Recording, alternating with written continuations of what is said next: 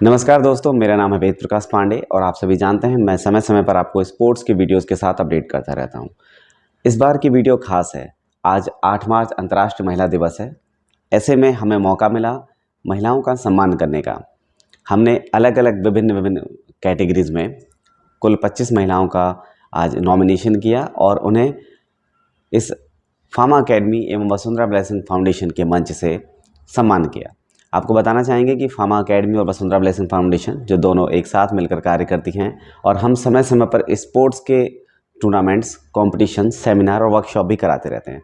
तो आज अंतर्राष्ट्रीय महिला दिवस के मौके पर हमें बहुत खुशी हुई कि हमें ये मौका मिला कि हम उत्कृष्ट महिलाओं का सम्मान करें। ये उत्कृष्ट महिलाएं अपने अपने फील्ड में एक्सपर्ट हैं। कोई फिजिकल एजुकेशन के फील्ड में एक्सपर्ट है, कोई अपने सब्जेक्ट टीचर के फील्ड में, कोई पार्लर फील्ड में, कोई एडवोकेसी में और कोई अपने सर्विसेज में। तो इस तरीके से हमने अलग अलग कैटेगरीज बनाई, कोई सिंगिंग में, कोई डांसिंग में, और उन्हें मौका दिया यहाँ पर आने का, जिससे कि हम उनका सम्मान कर सकें। तो बिना देर किए सबसे पहले कार्यक्रम के शुभारंभ पर आपको लेकर चलते हैं, जहाँ पर आज सौरभ चतुर्वेदी जी मुख्य वक्ता के रूप में पधारे हैं और वे महिलाओं के मार्गदर्शन के लिए और एक्चुअल में अंतर्राष्ट्रीय महिला दिवस की इम्पोर्टेंस क्या है उन्हें बताने के लिए आपको जोड़ेंगे और साथ ही बताएंगे कि क्या है वाकई में अंतर्राष्ट्रीय महिला दिवस की खास बातें जो महिलाओं को जाननी चाहिए। हम लोग बात करेंगे इस छोटे से डिस्कशन के बारे में करेंगे। मुझे 10 मिनट का शायद समय है कि 15 मिनट का समय है। मुझे 15 मिनट का समय दिया गया है। मैं थोड़ा सा समय लेकर बात करना चाहता हूँ। तो हालांकि अच्छा होता है कि ये बात मैं बढ़िया ही बताती हूँ, लेकिन मैं उम्मीद करता हूँ कि मैं जब बात करूँगा तो उस बात को आप लोग गौर से सुनेंगे और घर जाकर के उसको आप गूगल पे सर्च करेंगे और बहुत सारी चीज़ें लिखी, बहुत सारी किताबें भी पढ़ सकते हैं, जिससे इस दिन का जो वर्ग है वो समझना है। हमारे तो यहाँ ज़्यादातर जो हम देखते हैं महिला दिवस पर अखबारों में कुछ खबरें आती हैं 9 मार्च वाले दिन कि फला जगह पर मेहंदी प्रतियोगिता हुई, कहीं मेहंदी लगाने का, कहीं अच्छे तरीके से सज संवरने का दिन था, कहीं कोई क्लब जैसी एक्टिविटी हुई, कहीं कोई खेल हो गए महिलाओं के, और इस तरह की एक्टिविटीज होती जो कि होनी चाहिए, उसमें कोई बुराई वाली बात नहीं, बहुत अच्छी बात है। क्योंकि अपने घर से बाहर निकलना, अपने बूते पर निकलना और अपने मन की कोई एक्टिविटी में इन्वॉल्व होना, ये भी बहुत सारी महिलाओं को नसीब नहीं होता है और बहुत समय तक नहीं था।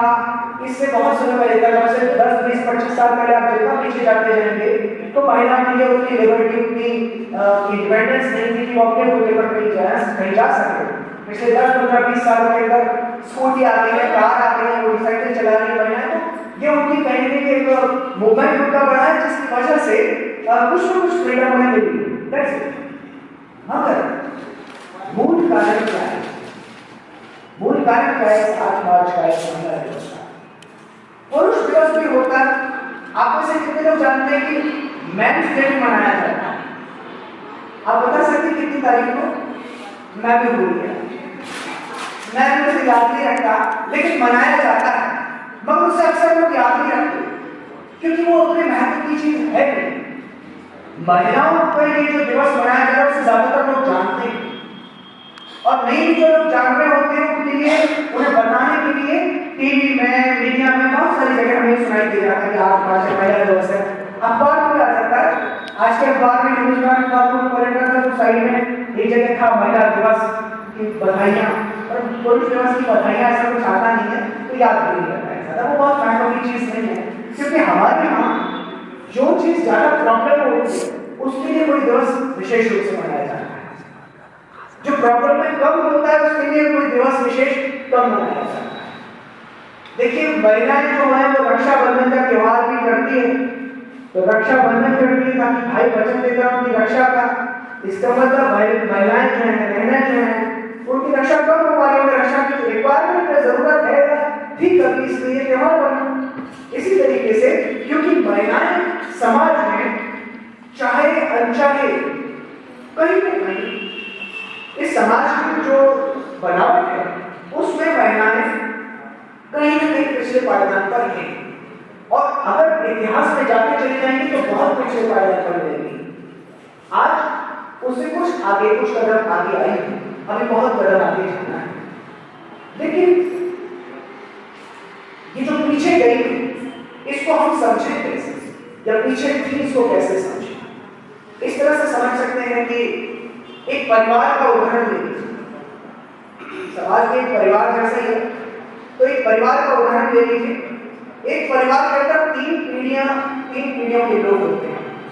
एक हस्बैंड वाइफ होते हैं, दूसरा उनके पेरेंट्स होते हैं, मतलब उनके मम्मी दादा दादी, और फिर होते हैं उनके बच्चे, मतलब दादा दादी, फिर उनके बेटा बेटी और फिर उनके बेटा बेटी। ये तीन पीढ़ियां आमतौर पर हमें घर के अंदर मिलती हैं। कई बार परदादा परदादी भी होते हैं, पर उनको भी हम दादा दादी की कैटेगरी में रखते हैं। दादा दादी जो होते हैं ये आमतौर पर बुजुर्ग होते हैं। अब सक्रिय रूप से काम करने की उम्र उनकी नहीं होती। जो कुछ उन्हें करना था अपनी जवानी में उन्होंने कर दिया, बच्चों को बड़ा कर दिया, नौकर बच्चे जल गए। अब वो सेवा देने के लिए हैं, थोड़ा बहुत मनोरंजन पूरा हो जाए, बस इतना ही वो काम कर सकते। वो अपने आप को बहुत खुश करे तो अलग बात है, लेकिन आमतौर पर एक औसत एक सामान्य परिवार के अंदर यही है कि बाबा दादी जो हैं वो उन्हें सेवा लेने की जरूरत है, हमें उन्हें सेवा लेनी है। ऐसे जो बच्चे होते हैं, बच्चे क्योंकि अभी बढ़ रहे हैं, वे अपने होते पर अभी कोई काम नहीं कर सकते हैं, कोई जॉब नहीं कर सकते हैं, तो उनको भी देखने की जरूरत है। और बच्चे हस्बैंड वाइफ, ये हस्बैंड वाइफ दोनों काम के काबिल हैं, ये काम कर सकते हैं, काम करते हैं, लेकिन दोनों के काम आमतौर पर अलग अलग बटे हुए हैं। एक आम भारतीय परिवार में स्ट्रक्चर यही होता है, और हस्बैंड वाइफ के बीच में जो काम का बंटवारा होता है वो इस वजह से होता है कि हस्बैंड घर के बाहर जाता है, वो जॉब करता है, पैसे कमा कर लेकर आता है, किसी मालिक के लिए काम करता है, किसी कंपनी के लिए काम करता है, वहां से पैसे कमा कर लेकर आता है, और घर के जो सामान होते हैं उनको खरीद कर घर में दे देता है। अगर घर में किसी सर्विस की जरूरत है तो सर्विस के लिए पे कर देता है। जबकि जो महिला होती है, जो वाइफ होती है, वो आमतौर पर घर के अंदर क्या करती है, वो घरेलू काम करती है। मतलब वो जो बुजुर्ग हैं उनकी केयर भी करती है, वो जो छोटे बच्चे हैं उनकी भी देखरेख करती है। इसके अलावा वो घर के खाना बनाने के काम भी करती है, कपड़े भी धोती है वगैरह। ये औसत सामान्य घर की बात है। कुछ विशेष परिस्थितियां उनके बारे में बात बता है, लेकिन इस कंडीशन में, इस एक ऐसे परिवार में, अभी कुछ देर पहले किसी ने कहा था कि महिलाएं इतनी महत्वपूर्ण है, इतना जबरदस्त काम करते हैं, अगर बोल रहा हूं तो करना चले, ऐसा कहा भी जाता है। अब ऐसा मानते हैं कई बार कि महिलाएं घर के अंदर काम करती हैं, अगर वे काम नहीं करें तो जो पुरुष होता है वो काम के लिए जा नहीं सकता, क्योंकि उसके लिए खाना बनता है, उसकी एनर्जी आती है, वो जाके वहां उस एनर्जी को स्पेंड करता है और उसके छूटे पर वो अपनी आजीविका करने का चाहता है। लेकिन आप देखिए डिवीजन ऑफ लेबर, श्रम का विभाजन, काम का जो डिफरेंस है के अंदर वो ऐसा है, जो पुरुष है वो जॉब कर रहा है, पैसे लेकर आ रहा है और घर के सामान उपलब्ध कर रहा है। सामान कैसे होते हैं? प्रेशर कुकर भी एक सामान है, गैस का चूल्हा भी एक सामान है, गैस सिलेंडर भी एक सामान है, उसमें गैस भरवाना भी एक सामान है। इसके अलावा बहुत सारी चीजें, चाहे कपड़े रखते, जो भी चीजें रहती हों, और तो और घर को साफ भी करना है तो घर होना चाहिए। जब घर होगा तभी से आप साफ कर सकते हैं, तो घर भी कौन बनवा कर देता है?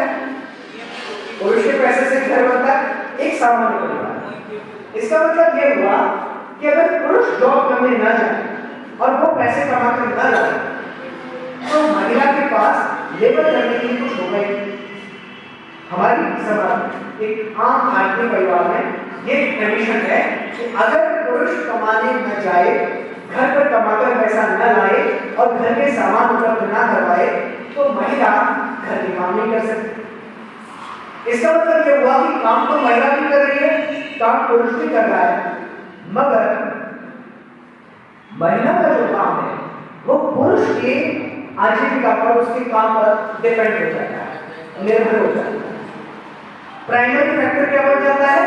पुरुष की जो नौकरी है, उसका जो काम है, उसका जो लेबर है, वो एक प्राइमरी फैक्टर बन जाता है हस्बैंड वाइफ के रिलेशन में।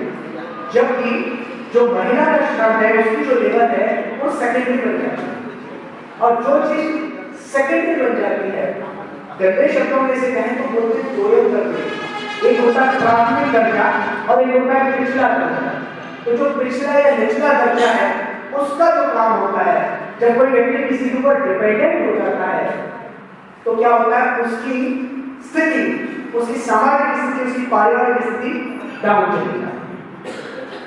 क्योंकि ऐसा होने से कि घर के सामान उपलब्ध करवा रहा है पुरुष, महिला जब पुरुष पर निर्भर हो जाती है तो एक तरीके से घर के अंदर, परिवार के अंदर में मास्टर और स्लेव जैसा माहौल क्रिएट होता है। और ये माहौल परिवार के अंदर क्रिएट होता है और पूरी दुनिया की या पूरे भारत के अगर माने जितनी भी महिलाएं हैं, यदि उनकी कंडीशन ऑलमोस्ट ऐसी है तो क्या माना जाए कि ज्यादातर महिलाएं या पूरा महिला वर्ग जो है उसका एक बड़ा हिस्सा पुरुषों के एक बड़े वर्ग के ऊपर आश्रित है, उसके ऊपर निर्भर है, अपने कामकाज करने के लिए भी, अपने खाने के लिए करने के लिए। अब इसका इलाज क्या है? ये इनइक्वालिटी जो है, ये जो असमानता है, ये असमानता की वजह से ही जितने भी जुल्म होते हैं ना महिलाओं के ऊपर, जितनी भी उनके साथ समस्याएं हैं, उसकी वजह है इनइक्वालिटी है। मगर इस इनइक्वालिटी का सॉल्यूशन क्या है? कई लोग कहते हैं कि इसका सॉल्यूशन ये है कि महिला भी काम करे, महिला भी घर के बाहर के काम करे, जॉब करे और पैसे कमा कर लेकर आए। ऐसा कई लोग कहते हैं। मुझे भी लगता है कि हाँ एक अच्छा सॉल्यूशन है।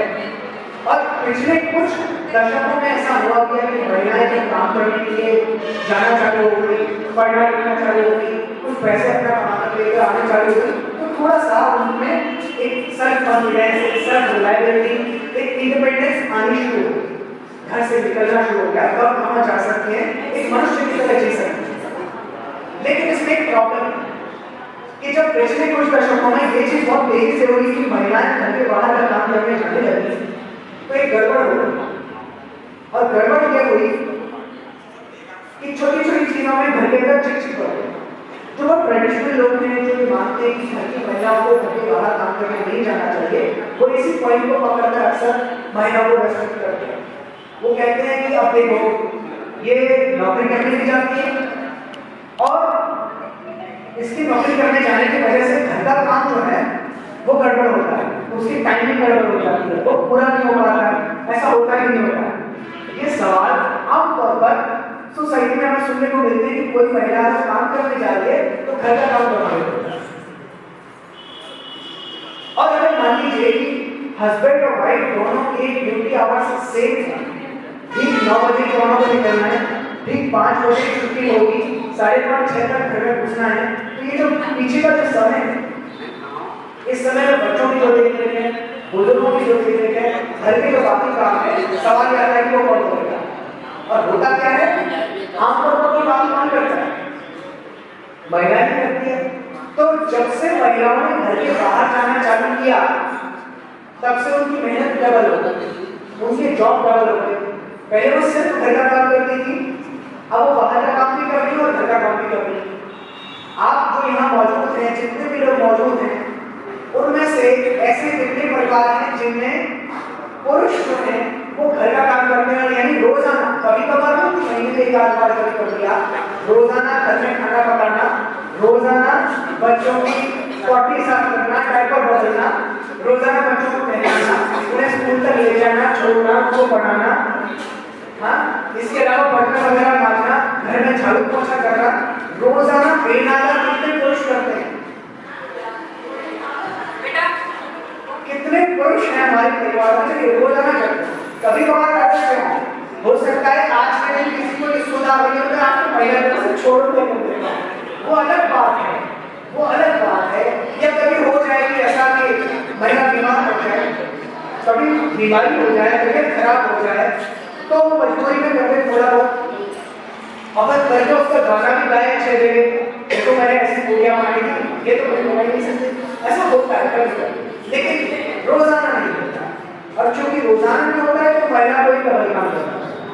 और चूंकि महिला डबल काम कर रही है तो ये चिड़चिड़ चलती है घर के अंदर, भाई तूने ये काम छोड़ दिया, ये काम रह गया, वो काम रह गया, ये होता है। तो फिर अच्छा सॉल्यूशन क्या है?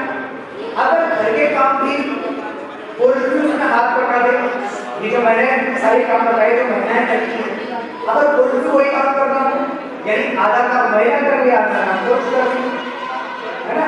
भाई सुबह के बर्तन तुम साफ कर लियो, शाम को मैं साफ कर लूं, ऐसा हो जाए, है ना। कुछ ना कुछ काम अगर बढ़ जाए और बहुत शिद्दत से बढ़ जाए तो कुछ अच्छा हो सकता है। दोनों बाहर भी काम करने जाएं, पैसे भी कमा कर लेकर आए और घर के काम भी करें। अगर बराबर करें तो उस घर के अंदर बराबरी हो सकती है। और अगर ऐसा पूरे देश के अंदर हो जाए तो ज्यादातर महिलाएं और ज्यादातर पुरुषों के बीच में बराबरी हो जाएगी। वो एक दूसरे पर डिपेंडेंट नहीं होंगे, ना तो घर का काम करने के लिए ना ही बाहर का काम करने के लिए। मैं ठीक कह रहा हूँ, गलत तो नहीं बोल जी।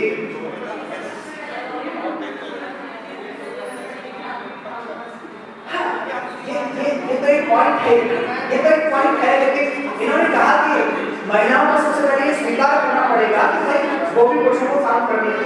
हमारे घरों में भी ऐसा होता है ना कि हमारी मम्मी अगर खाना बना रही है, घर में महिलाएं खाना बना रही है, उनको ऐसा लगता है कि कंडीशन ऐसे हो रही है बचपन से कि उनको लगता है कि उनका अधिकार क्षेत्र है और इसके अंदर वो किसी बाहरी व्यक्ति का दखल बर्दाश्त नहीं करेंगे। अगर आप किसी दिन जाए और मेरी रोटी बना दें तो हो सकता है काफी चीज के मैं अभी आया हूँ, अभी रिसेंट, और घर में मैं बर्तन तेरी आदत नहीं करती, हम खाना खाते हैं तो खाना खाते हैं तो अपने बर्तन धो लेते हैं।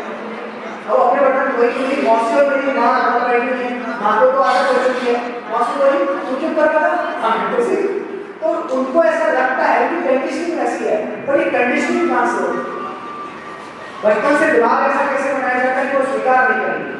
मर्दों का पुरुषों का तो ऐसा दिमाग है ही कि उनको लगता है कि लड़कियों के काम अलग है, लड़कों के काम अलग है, मेरा काम तो नहीं करता मर्दों को।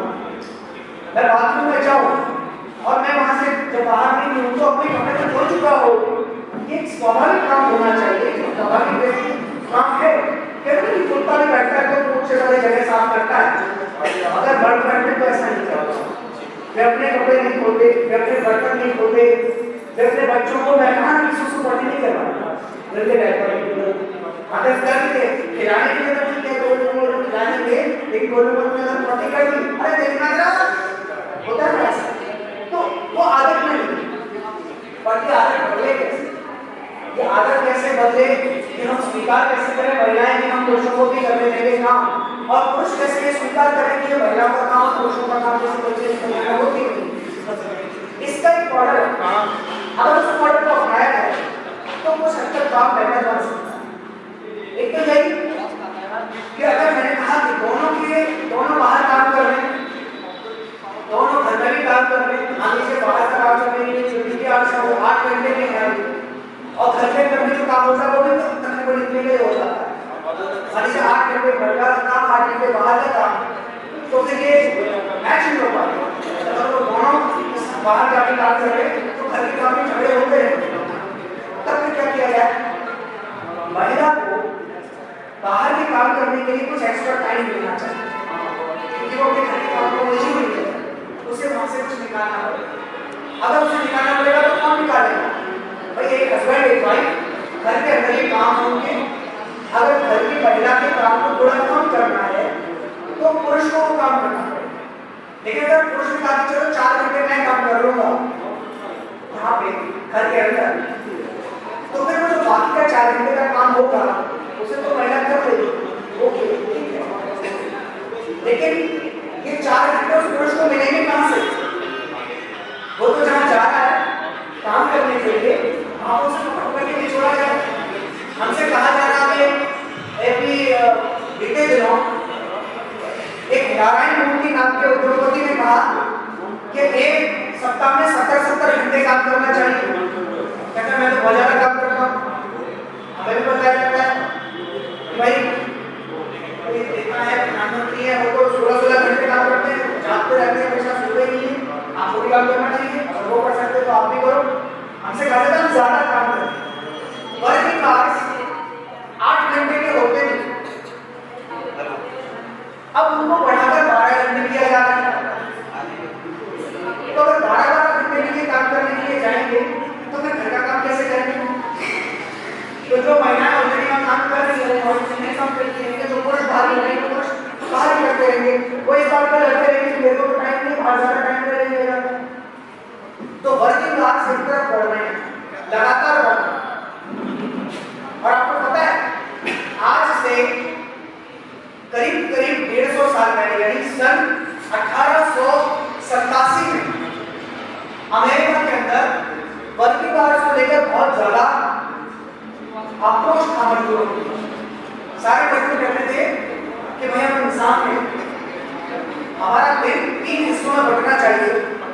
8 घंटे का दिन ऐसा जिसमें हम काम करेंगे, जॉब करेंगे, पैसे कमाएंगे। 8 घंटे का काम ऐसा जिसमें हम सोएंगे, अपने अपने ऊपर काम करेंगे, 6 घंटे सोएंगे, 7 घंटे सोएंगे। और 8 घंटे बाकी जो बचेंगे उसमें हमारा मन है करेंगे, हम पेंटिंग करेंगे, हम घूमने जाएंगे, हम अपने मन के काम करेंगे, अपनी पर्सनैलिटी को डेवलप करेंगे, इस समाज के अंदर रहने लायक इंसान बनेंगे, कविताएं करेंगे, भाषण बोलेंगे, ऐसे एक्टिविटी में आगे किसी कार्यक्रम में शामिल होंगे। तो ये 8 घंटे इसके लिए चाहिए, एक मनुष्य बच्चे के लिए चाहिए। मगर आंदोलन चलता रहा और जो मास्टर लोग थे, जो मालिक लोग थे, वो लगातार इसके खिलाफ कार्रवाइयां करते रहे। अमेरिका का एक शहर है शिकागो, उसमें लाखों लोगों की 10-10 लाख लोगों की भीड़ ने जुलूस निकाला और वो जुलूस इस बात के लिए था कि 8 घंटे का काम बढ़ना चाहिए। तो तब से एक संघर्ष चल रहा था, ऊपर लगातार गोलियां चलती रही, कई साल तक चलती रही। और इसी एक इशू को लेकर कि वर्किंग आवर्स जो है वो डिस्ट्रीब्यूट होने चाहिए, 8 घंटे में 8 घंटे का काम होना चाहिए और महिलाओं को भी पुरुषों के बराबर मजदूरी मिलनी चाहिए और महिलाओं को भी काम के बाहर जाने के प्रोत्साहन मिलना चाहिए। इसी को लेकर बहुत बड़ा मूवमेंट जर्मनी में चला, इंग्लैंड में चला, अमेरिका में चला और उसी मूवमेंट के लीडर थी जिनका नाम था क्लारा ज़ेटकिन, वो जर्मनी की थी। और क्लारा ज़ेटकिन की वो पहली महिला थी जिन्होंने पूरी दुनिया के 21 देशों के जिनमें आंदोलन चल रहे थे उन देशों की जो महिला मजदूर थी उनकी यूनियंस बनी और उन यूनियनों का एक सम्मेलन किया। वो सम्मेलन ही 8 मार्च को किया गया और 8 मार्च के दिन दुनिया में पहली बार महिला दिवस क्लारा ज़ेटकिन के नेतृत्व में जर्मनी में मनाया गया। इसी वजह से मनाया गया। तो महिला दिवस का मतलब मेहंदी लगाने का त्योहार नहीं है। महिला दिवस का मतलब बहुत अच्छे कपड़े, बहुत अच्छी साड़ी, बहुत मैचिंग की चूड़ियां पहनने वाला त्योहार नहीं है। ये पहन सकते हैं, पहनिए, मजे कीजिए, आनंद कीजिए, लेकिन असल रिक्वायरमेंट है कि काम के घंटे कम कीजिए जो कि लगातार बढ़ रहे हैं। महिला दिवस काम के घंटे कम करवाने के लिए था ताकि महिला को भी बाहर कम काम करना पड़े, पुरुष को भी कम काम करना पड़े, ताकि यही है इसकी थीम। इस थीम को लेकर ये महिला दिवस मनाया जाता है। इसकी तब से ही ये चल रही है सीरीज। दूसरी खास बात कि वो जो महिला और पुरुष हैं जो अगर चलिए ऐसा हो भी जाए कि बाहर जाकर काम करने लग जाएंगे, तब भी घर के कुछ काम ऐसे रह जाएंगे जो कि बचे रह जाएंगे। जैसे कि एक सबसे बड़ा काम जिसमें महिलाएं सबसे ज्यादा समय देती हैं अपने दिन का, वो है रसोई। खाना बनाने का काम सबसे बड़ा काम है। कई ऐसे देश हुए जिनमें खाना बनाने के इस काम से भी मुक्ति देने की कोशिशें की गई और वो कोशिशें ऐसे की गई कि कॉमन किचन बने। मतलब आप ड्यूटी पर जा रहे हो, आपको घर में खाना बनाकर नहीं जाना है, आप अपना रिफाइनरी में काम कर रहे हैं मान लीजिए, या किसी और फैक्ट्री में काम कर रहे हैं, किसी स्कूल में आप काम कर रहे हैं, तो घर से बेटे को चाहिए आप सुबह जल्दी जल्दी उठकर बच्चे का नाश्ता, पति का नाश्ता और अपना टिफिन तैयार मत कीजिए। आप जाइए, आपको नाश्ता वहीं मिलेगा क्योंकि आप कॉमन किचन में उसमें काम करने वाले एम्प्लॉइज अलग हैं, तो आपको वही नाश्ता मिलेगा, वही टिफिन मिलेगा, वही आपका डिनर लंच हो जाएगा। ये कॉमन किचन का कॉन्सेप्ट, कॉमन लॉन्ड्रीज का कॉन्सेप्ट, कपड़े धोने के काम से भी मुक्ति मिले। बड़े लेवल पर इंडस्ट्री कंपनी जो आपको हायर करती है वही आपको ये काम कर दिया जाता है कि बहुत बड़े लेवल पर कॉमन किचन, कॉमन लॉन्ड्री जैसे प्रोजेक्ट्स कुछ देशों में शुरू हुए और उसका बहुत फायदा मिला। तो आज जब हम महिला दिवस को यहाँ बात करने आ रहे हैं क्योंकि समय की कुछ कमी है, बहुत ज्यादा बातें नहीं कर सकते, बहुत। तो दोस्तों देखा आपने सौरभ चतुर्वेदी जी ने कितने सरल स्वभाव में महिलाओं का मार्गदर्शन किया है और वाकई में अंतर्राष्ट्रीय महिला दिवस इसी तरीके के विषय और मुद्दों पर उठनी भी चाहिए।